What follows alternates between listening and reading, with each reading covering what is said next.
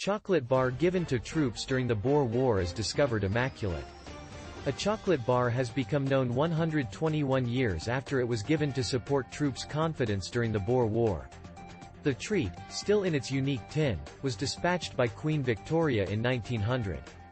Public trust conservators discovered it at Oxburgh Hall in Norfolk in a protective cap case that had a place with the 8th Baronet, Sir Henry Edward Paston-Bedingfeld, who served in the South African clash. The Trust's Ms Forrest said, "You wouldn't need it as your Easter treat, but it is as yet complete and an amazing track down."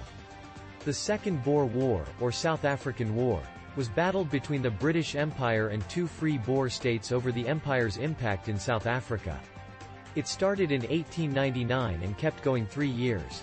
In excess of 100,000 tins, each containing a half-pound of plain chocolate, were created.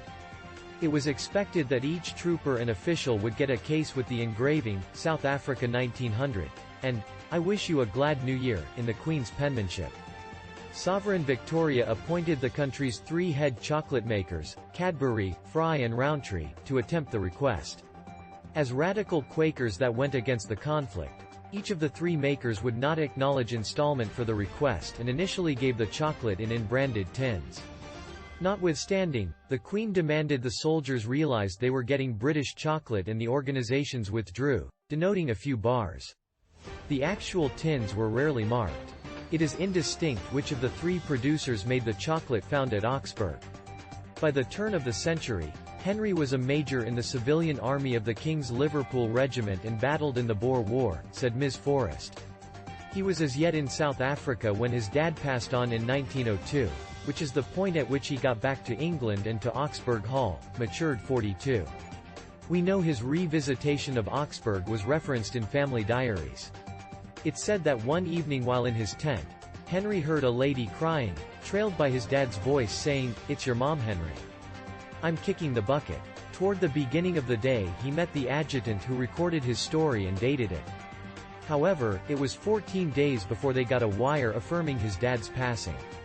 Henry's uncle was a companion of the 5th Duke of Wellington and organized Henry to be sent back to England. We accept that is the point at which he got back to Oxburgh, with the chocolate, his protective cap and another title.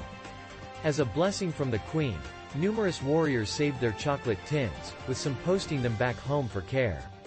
While a few tins endure, few can be followed to their unique beneficiary.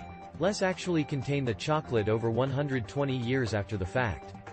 The things are not presently in plain view, but rather the National Trust desires to do as such in future. Created by 00 Breaking News. Daily breaking and more news. Please subscribe. See you in a better world.